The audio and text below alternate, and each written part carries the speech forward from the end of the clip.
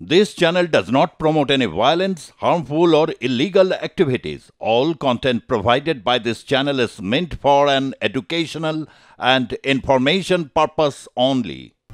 আর এবার হুঁশিয়ারি বৈষম্য বিরোধী ছাত্র আন্দোলনের নেতার, সেই ছবি আমরা দেখাবো আপনাদেরকে। তিনি হুঁশিয়ারি দিয়েছেন, গণ অভ্যুত্থানের বিশ্বাসের সঙ্গে বেইমানি করলে কাউকেই ছাড়া হবে না, এমনকি মোহাম্মদ ইউনূসকেও নয়। হুঁশিয়ারি বৈষম্য বিরোধী ছাত্র আন্দোলনের নেতা সার্জিস আলমের। সার্জিসের ভিডিও পোস্ট হাসনাত আব্দুল্লাহর।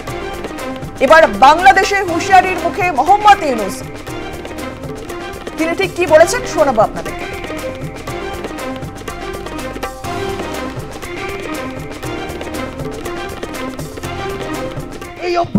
বিবেকবোধের জায়গায় যদি আমাদের মনে হয় যে কেউ আপনারা এই অভ্যুত্থানের স্পিরিটের সাথে বিশ্বাসঘাতকতা করছেন, ইভেন প্রফেসর ডক্টর মোহাম্মদ ইউনূসও যদি হয়, আমরা তাকেও ছেড়ে কথা বলবো না।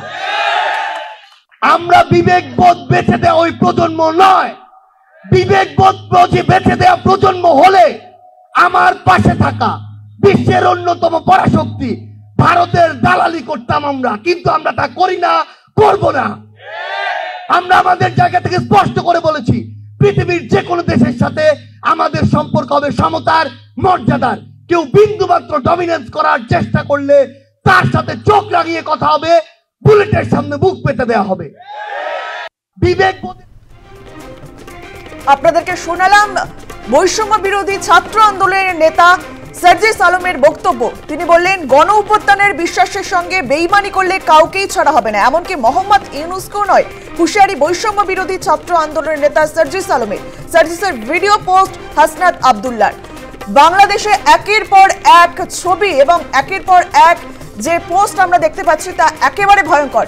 আমাদের সঙ্গে টেলিফোনে রয়েছেন প্রাক্তন সেনাকর্তা কর্নেল সৌমিত্র রায়। সৌমিত্র বাবু, জিহাদিদের নিরস্ত্রীকরণের কথা ভাববে ইউনূস আসিফ, জিহাদিরা এখন মারণাস্ত্র হাতে নিয়ে মিটিং মিছিলে যাচ্ছে, ওপার বাংলার ভয়ঙ্কর ছবি পোস্ট করে প্রশ্ন তসলিমা নাসরিনের, আপনার প্রতিক্রিয়া? হ্যাঁ, নাসরিন যে পোস্টগুলো করে সেগুলোর সত্যতা কিন্তু by and large all right, মানে এটা ফেক নিউজ না বা ফেক ভিডিও না। এখন আমি বলি এরা কারা আর কিভাবে এদের হাতে এই অস্ত্রগুলো এলো। চিটাগং মানে চট্টগ্রামের একটা জেল, যেটা অত্যন্ত হাই সিকিউরিটি জেল ছিল, সেখানে 60 থেকে 100 টেররিস্ট ইনক্লুডিং আল কায়দা টেররিস্টের লিডার, তারা সেখানে বন্দী ছিল। শুধু তাই না, ওই চট্টগ্রাম জেলের মধ্যে এই ধরনের যে অস্ত্র আমি দেখতে পাচ্ছি, আপনারা ইমেজে দেখাচ্ছেন, এই ধরনের বহু আমেরিকান চাইনিজ ওয়েপন ছিল সেখানে। যখন তাদের ছেড়ে দেওয়া হয়, এই টেররিস্ট বা সন্ত্রাসবাদী যারা 2018 সালে 23টা ব্লাস্ট করেছিল বাংলাদেশে, তারা এই অস্ত্রগুলো নিয়ে কিন্তু ওখান থেকে পালায়। তা এখন তারা কোথায় গেল? যে 60 থেকে 100 জন যে এই কট্টর টেররিস্ট, তারা কোথায় গেল? তারা তো বাংলাদেশের মধ্যে মিশে গেছে। আর শুধু তাই না, যেটা আমাদের সব থেকে দেখতে হবে যে একটা সিকিউরিটি ব্যাপার, তাকে বাংলাদেশের সঙ্গে মেইনলি আমাদের মুর্শিদাবাদ, মালদা, আমি নাম নিয়েই বলছি, উত্তর দিনাজপুর, তারপর আসামের কিছু জায়গা, সেগুলো হচ্ছে সফট বেলি বলি আমরা আমাদের ভাষায়, সফট বেলি অফ ইন্ডিয়া। কেন সফট বেলি? তার কারণ বহু বছর থেকেই, মানে 1971 সাল থেকেই যদি আমরা ধরি, এই সমস্ত বর্ডার এরিয়াতে বহু বাংলাদেশি ইনফিলট্রেট করে ঢুকে তারা ওখানে বসবাস করছে। তাদের আত্মীয় স্বজন কিন্তু এখনো পর্যন্ত বাংলাদেশের মধ্যে আছে। আর শুধু তাই না, 71-এর যুদ্ধের পর যখন বাংলাদেশ ক্রিয়েট হলো, তখন যারা বিএনপি করছিল বা রাজাকার করছিল, তারা ওই মুক্তি বাহিনীদের ভয়ে কিন্তু এই সমস্ত আমাদের দেশের মধ্যে এই এরিয়াতে এসে তারা কিন্তু আশ্রয় নিয়েছিল। তা এই যে একটা সফট বেলি এরিয়া, সেই এরিয়াতের মধ্যে তারপর মাদ্রাসা এডুকেশন, এই সমস্ত মিলিয়ে জুলিয়ে এরা কিন্তু এই টেররিস্টরা কিন্তু ছোট ছোট গ্রুপে তারা যদি এই সফট বেলি এরিয়ায় ঢুকে পড়ে, তাহলে কিন্তু ভারতবর্ষের সিকিউরিটির মধ্যে এটা একটা বড় রিস্ক। আমার মনে হয় আমাদের দেশের সিকিউরিটি অর্গানাইজেশন গুলো এটা ফলো করছে। এবারে আসি বাংলাদেশের মধ্যে এদের ইনফ্লুয়েন্স। এর মধ্যে কোনো ডাউট নেই যে এই কট্টর ইসলামিক শক্তিগুলো ইনক্লুডিং এই জিহাদি ফোর্স কিন্তু এখন বাংলাদেশকে কন্ট্রোল করছে। আর ইউনিসের এদের ওপরে কোনো কন্ট্রোল নেই। জানি না বাংলাদেশ আর্মি কি করছে, আর্মি কিন্তু কোনো ধরনের একদমই। সৌমিত্রবাবু, আপনার কাছে আরেকটি প্রশ্ন। এবার ইউনুসকে হুঁশিয়ারি বৈষম্য বিরোধী ছাত্র আন্দোলনের নেতা সার্জিস আলমের, গণ অভ্যুত্থানের বিশ্বাসের সঙ্গে বেইমানি করলে কাউকে ছাড়া হবে না, এমনকি মোহাম্মদ ইউনুসকে নয়। কোন পথে এগোচ্ছে বাংলাদেশ? সার্জিস আলম কি একটা ছাত্র নেতা, সে যদি মনে করে একটা ইয়াং ছেলে, এর তো 71 সালে জন্ম হয়নি, এ যদি মনে করে যে একটা ফান্নেখা হিরো লিডার হয়ে গেছে, আমার মনে হয় ওটা একটা রং পারসেপশন বা রং কনসেপ্ট। আমরা দেখতে পাচ্ছি যে ছাত্রদের মধ্যেও একটা গ্রুপিং কিন্তু হয়ে গেছে, তারা কিন্তু আলাদা আলাদা গ্রুপ হয়ে গেছে। সার্জিস আলমকে কিন্তু সব ছাত্র ফলো করছে না, কারণ তারা বুঝতে পেরেছে সার্জিস আলমও যদিও এখনো মন্ত্রী টন্ত্রীর এই ধরনের ওই ইন্টারিম গভর্নমেন্টের মধ্যে এই ধরনের একটা পোস্ট পেয়ে সেখানে লাক্সারির মধ্যে মুভমেন্ট করতে আরম্ভ করেছে, মাঝে মধ্যে এরকম লেকচার দিয়ে he wants to keep his position alive. আমি এটাকে খুব একটা বেশি গুরুত্ব দিই না, তার কারণ সার্জিস আলমের যে ফলোয়ার্স, সেই ফলোয়ার্সদের মধ্যে কিন্তু এই যে কট্টর ইসলামিক শক্তিগুলো আমার মনে হয় নেই।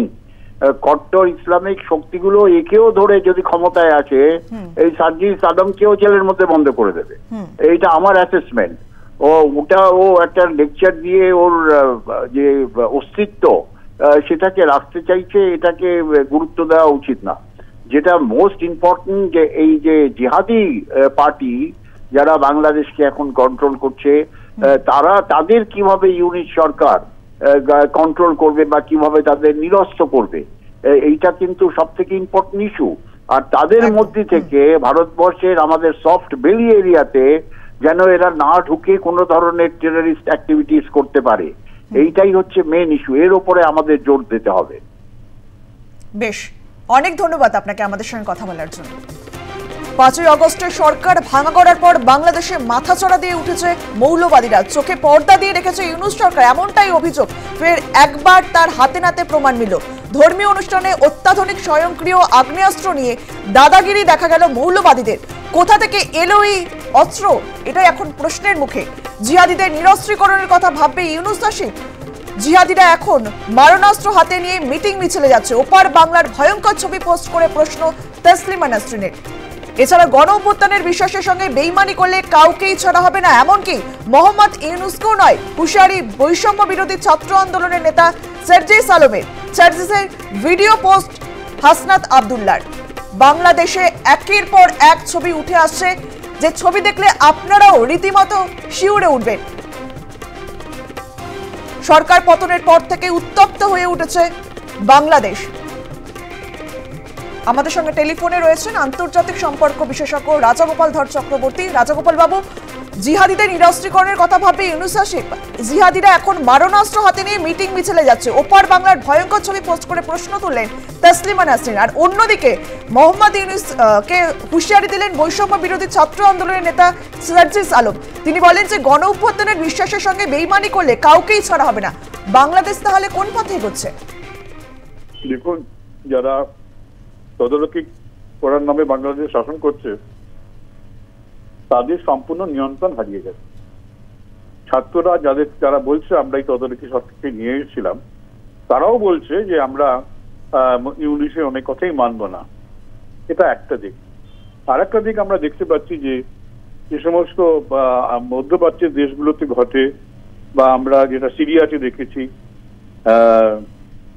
অস্ত্র নিয়ে মানুষ পথে নামছে, বাংলাদেশে একই ঘনিয়ে ঘটছে।